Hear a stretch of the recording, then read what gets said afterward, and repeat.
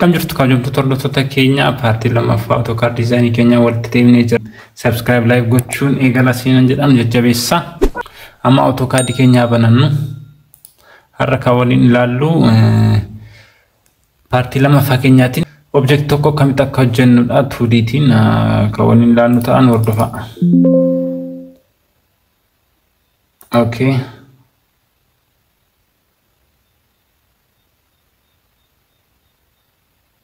Nubana jira tokko tursumsaan olu aga nubanutti si kana deeffannaas kana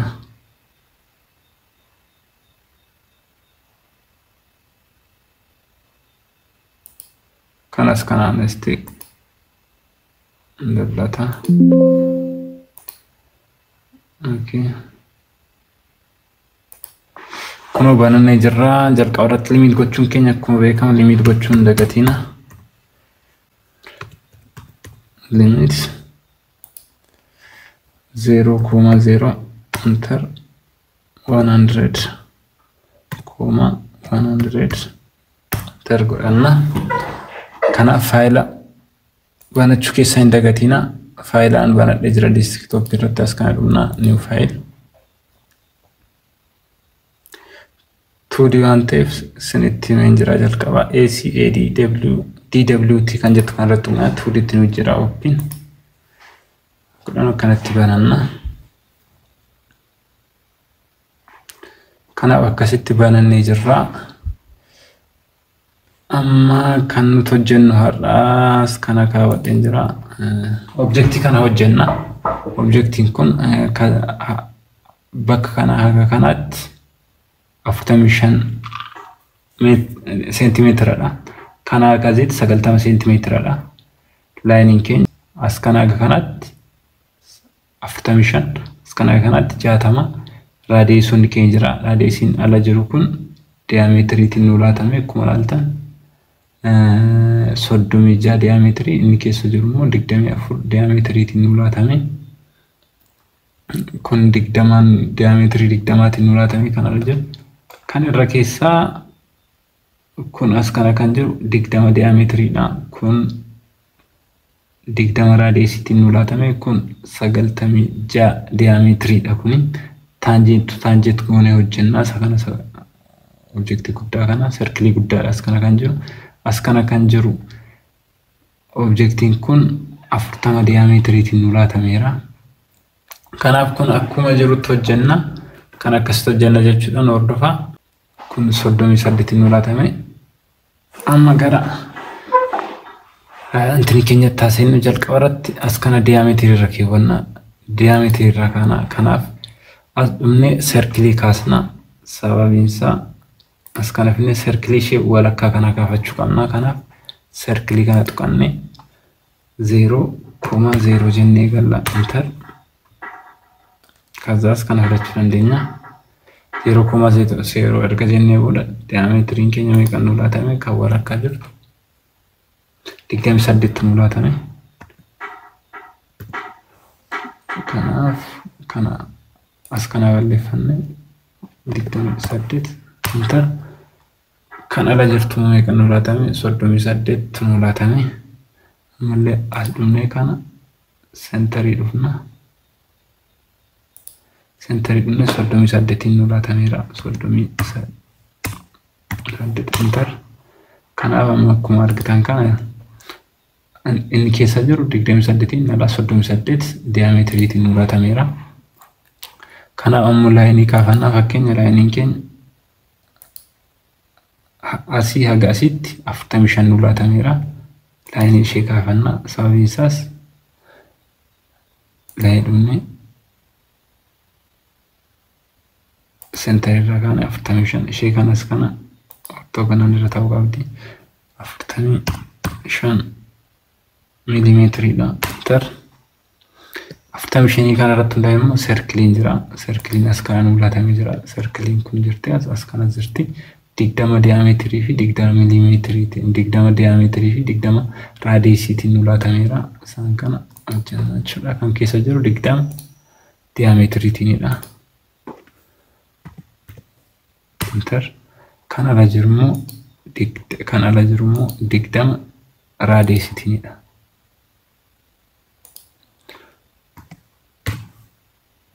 Enter. Keessa jiru kan alaa kana kan biraa laayiniin kun jira. As kana serkiliin jira. Serkiliin kun 120 diyameetirii 120 raadiyeesiitiinidha. Fageenyi kana haga kana jidduu jiru 90 miilimeetiriidha. 90 miilimeetirii kan hojjetannaa jechuudha. 90 miilimeetirii deemna jechuudha seenterii keenyarraa. Laayinii 90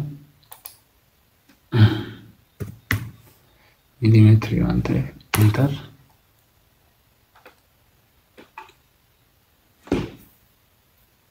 Tarjenne 20 diyameetiriitiin raadiyeesiitiin 20 raadiyeesiis qabna. Seenterii lama serkilii lama jira enter.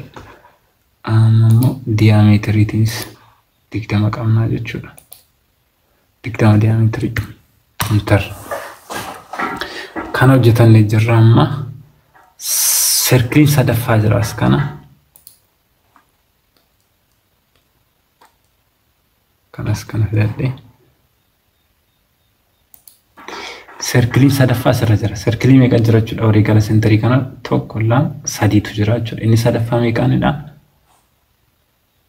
Inni sadaffaa 40 raadiyeesiitiinidha kun jechuudha. Isa hojjetan amma 40 raadiyeesiitiin serkilii tokko dabalannaa jechuudha. Raadiyees kana dhufna.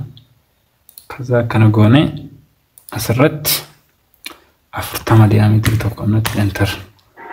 Kana qabna kan biraa ammallee kana isinitti agarsiisu kun jira. Kun akkasitti kan dhufe kun as kana 96 raadiyeesiin mul'ata. Maaliin taantuu taaniitiin hojjetan.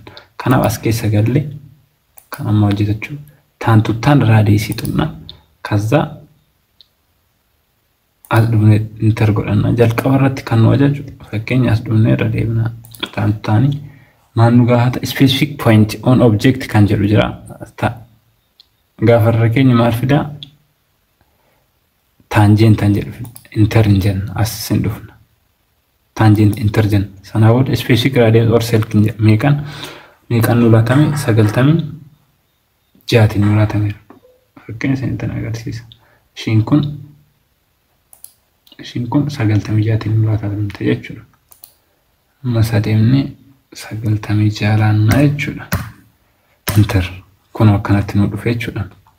Magabaamatti serkilii akkana jedhu serkiloota walitti dhufaniin isaan antinicha jiran kan akkanatti arganneerra jechuudha. Fakkeenya as kana utee yoon isinitti agarsiisa. As kana kun akkanatti wal fakkaata. Asii kana tokkodha jechuudha. Ammoo fileet godheen isinitti agarsiisa jechuudha. Tiriim godheen maal akka fakkaata objektii kun akkanatti fidannee jechuudha. Kanaaf amma asirraa kana akkuma argitan escape goone amma kam hojjetanna as kana dhufna as kana hojjetanna kana maal goona fileet godhanna jechuudha. Raadiyeesii meeqa? Raadiyeesii 26tiin fileetiin gaafata jechuudha. Ishii kana as kana serkiliin tokko jirti jechuudha. Kanaaf ishii balleessine fileet first object in jedha kana select second object interjenne raadiyeesiin keenya meeqaani 26tiinidha.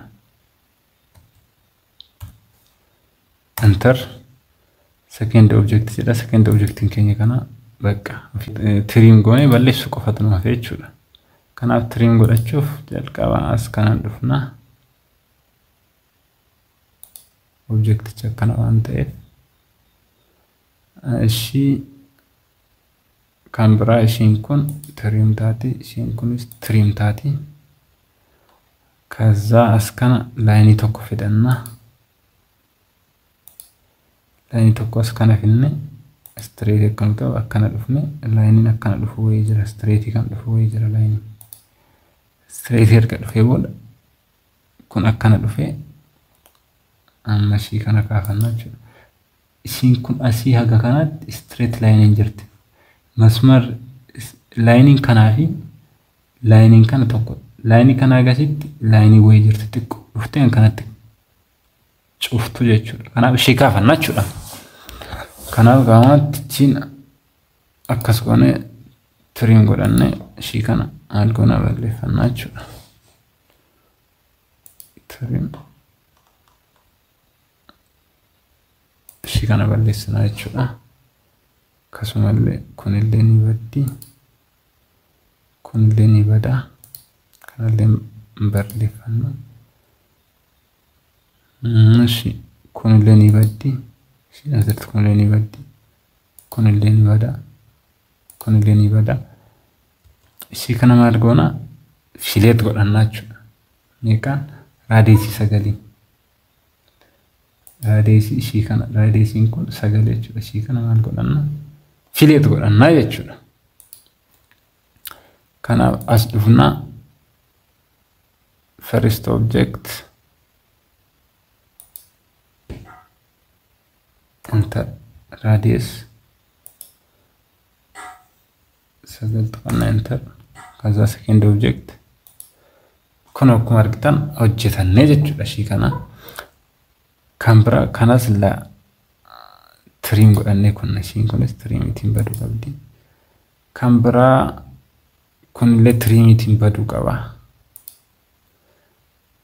Ishee kan bira kan baduu jiru warri kan laayiniidha. Kanaaf already objectii keenya xumuranne jechuudha. Wanta sirreessuun tokko tafamare xumuranne amma immoo kana fi kamidha. Laayiniin kun jira. Laayiniin kun akkamiin hojjetanna tangent goone hojjetachuu ni dandeenya jechuudha. Kanaaf as dhufnaa laayinii tuqannaa kallattiidhaan as dhufne kaza as kana dhufne tangent nu gaafatanna. Adallam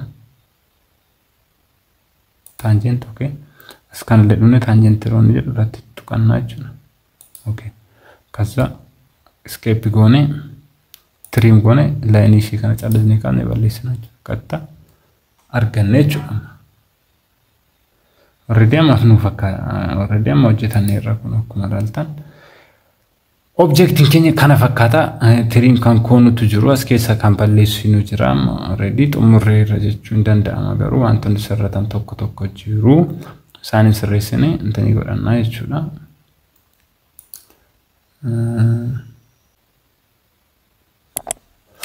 Kanadha amma laayirii isinitti agarsiisa.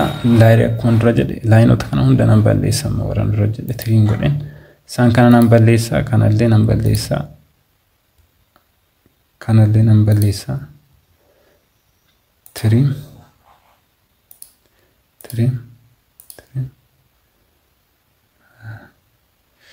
Kanan jiru. Okay.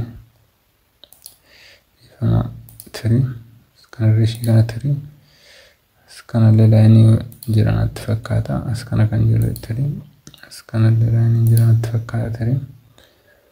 Kaza as kana kan jirurree barreessine irra deebinee maal goona? Irra deebinee trim. Balleessineerra. Amma laayiniin keenya kun broken ta'uu qaba. Akkuma asirratti argitan broken laayiniidha warri kun warri walakkaa kun seentariirra. Laayinoonni darban kun brokenidha. Kanaafuu laayinoota kana broken godhannaa jechuudha. Laayinoota kana broken godhachuuf maaltu nu barbaachisa? Isaan kana immoo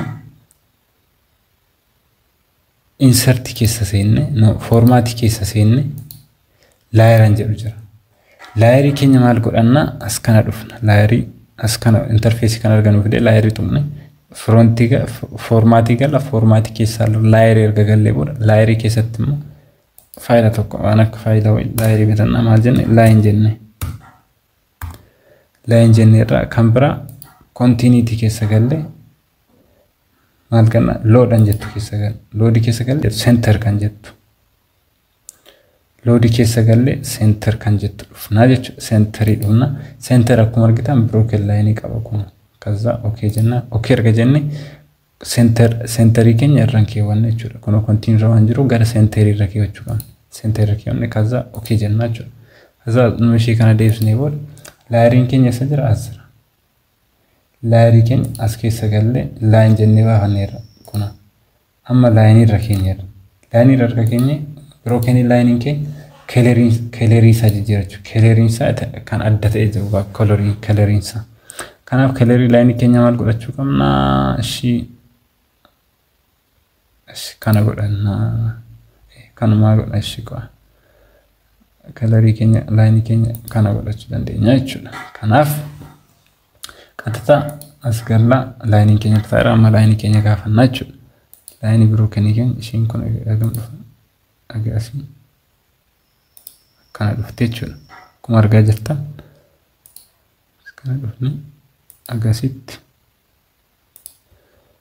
akkuma argitan brokenidha laayinii isaa kanatti baafannaa jechuudha fakkeenyaaf as kana jira laayiniin kun asii akkasii jira kun inni kun akkanatti ba'uu qaba jechuudha kanaaf kan akkasitti intani jenna si as kanallee gaadillee akkanuma ni dhufa kanatti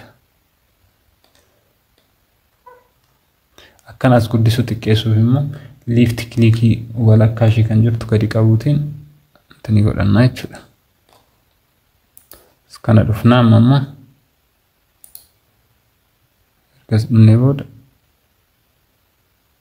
aga kana ol deemne akkas godhannaa jechuudha kanaaf ammallee as kanallee jirte jechuudha xiqqoon as kana dhufnaa laayinii keenya bira dhufne as kana dhufnaa escape goona escape an jettamu ESC keyboard computer keenya irra jirtu achirra barbaadan ni argattu escape jechuun isheedha escape jechuun kun akkana gaafa ta'u amma laayinii tokko jennee balleessuu barbaanne escape ta'uun akkanatti balleeffannaa jechuudha kun amma akkanatti hojjetanneerra laayiniin keenya brokenidha kun akkuma argitan kun developmentni objectiin keenya qaxxita isaa ta'eera jechuudha ready hojjenneerra objectiin keenya kanadha amma kan hojjennu kun kana kana wal fakkaata projectiin keenya kun bakka kun hojjenneerra kuma argitan hojjenneerra kuna amma kan baasu qabnu dimension isaa qofannu fi dimension isaa akkatti baasan sentan agarsiisa bakka object project keenya jalqaba part 2 xumuruuf geenye jirra jechuudha amma as kana jijjiiruu qabna dhumne laayrii kana ishii kana maal jijjiiruu qabna deemne 00 tti deeffachuu sababiin isaa broken waan ta'eef laayiniin keenya irra waan turu amma deeffanneerra amma dimension keessa galla dimension deemne laayinii dhaqna fakkeenyaaf kanaa fi kana jidduu 45 jennee turre akkan sirrii ta'e malaallachuu dandeenya jechuudha fageenyi isaa dimension keenya jidduu jiru kanadha amma hin argamu sirratti dimension keenya amma akka ta'e waan argamu tokko illee hin jiru xiqqoodha baay'ee 45 jedha garuu baay'ee xiqqoodha kana gaafa kan xiqqeessuun minimize gaafa goon waan hin argamneef as dhumne sirreeffanna eessa dhumne sirreessin dimension style jedhu keessa gal dimension style jedhu keessa gal modification keessa gal jechuudha modification keessa argame line inje extension line keenya kanan jijjiirranna ashreed dirra keewwanna kuma argitan as kana diimaa ta'eera extension line keenya kanadha color green ash kana irra keewwanna no kun saranu fata'u kambira simple and arrow da simple arrow size kenya gama ta'u size kenya ashi lama ta'u ko sadia ta'u enter primary unit referefachu qabna primary unit kenya precision keessa galle as kana sirreeffanna jechuudha textin kenya illee gama akka ta'e textin coloring kenya text coloring kenya illee maal akka ta'u qabu green godhanna size isaas kana sirreeffanna text kenya mega godhanna yeroo baay'ee jaatiin jedhani jaan normalidha kuno akkanatti nu sirrate jira line kenya kuno kana nu ta'eera amma okay generate dandeenya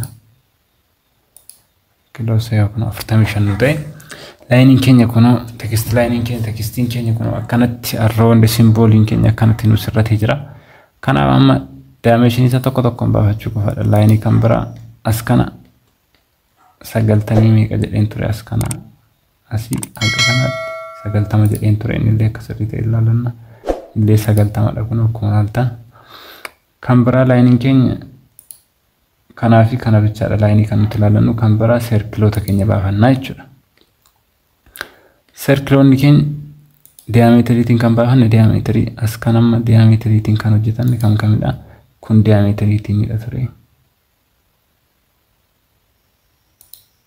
kana diameter baafanne kun diameter 38 ture eshi kan bara ammallee asnune diameter dhufna dimension keessa galle diameter shin kun 20 jenne ture 28 jenne ture kun 28 kana radius 96 jenne ture sallam radius keessa galle radius kanallee akkana godhanne 96 ture kuna 96 nu dhufeera eshi as ammallee dhufne radius kan nu laatame kunillee radius 20 nu laatame ture kanallee jee godhanna kuna radius irra diameter akkanatti nu kaa jechuudha kan bara ammallee radius kan nu baate wal faana baafanna jedheeni kunillee radius 20 nu laatamte kunillee 20 kun akkuma argitan kan bara diameter kan nu laatame kan bara diameter asirti kunillee diameter nu laatame ishii kanallee akkanatti as fidanna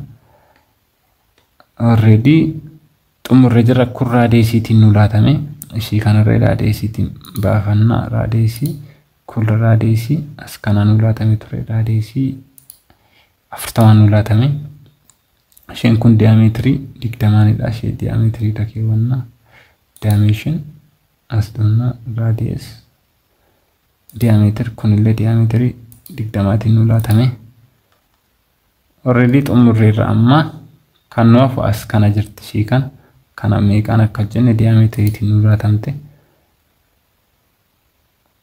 radius nu laatame radius meeqaan nu laatamte isheen kun radius 20 ture kan nu laatame maybe kun akkas jedhee osirrakkise kana ta'e akkas gootanii sirreeffachuu dandeessu kun 26 nu laatame ture radius kana kanaan as kana fileetiin goone jirtas fileetii kan godhanne kana kunillee fileetiitiin hojjenne fileetii kan godhanne kana radius 9 diameter 9 hojjetanne as kana kan jirtu kana kasirrii ta'e olaalleen dheeraa kunillee sirriidha kan bira kan noofi tokkollee hin jiru xumuranneerra subscribe like gochuu hin dagatinaa kun akkuma argitan objectiin keenya wal fakkaataa kuma argaa jirtan kanala maamaatu kun kalereetiin hojjetame kun asitti hojjetame jechuudha kun akkuma argitanii kanaaf galatooma haala salphaatiin akkas hojjechuu dandeessu kanaaf project hojjenne kana immoo save godhachuu kana save gochuuf control plus s kaza save nuun jedha save drawing kana eessa dhaqna anamma auto desktop irratti maal jedheen qabadheera AutoCAD 2D waam jedhee waan qabadhe achirratti akkan save godhuun barbaada save amma save naa godheera achirratti amma akkan naa banu laallaa jechuudha deemne kun AutoCAD 3D jedhu jira kun drawing 2 kun akkanatti nu banachuudha kun kana fakkaatu hojjennee jirra kana nu jajjabeessuun dagatinaa subscribe nu godha waan daawwannaa keessaniif baay'ee galatoomaa waan sirreessinu qabnu ammallee comment irratti nu hubachiisa sin jaallannaa nagaatti part 3 itti fufaa baadha maybe wanti ifasanii hin taane akkuma jalqaba irratti sinii kaase sirreessinaan jechuu hin dagatinaa sin jaallannaa galatoomaa nagaatti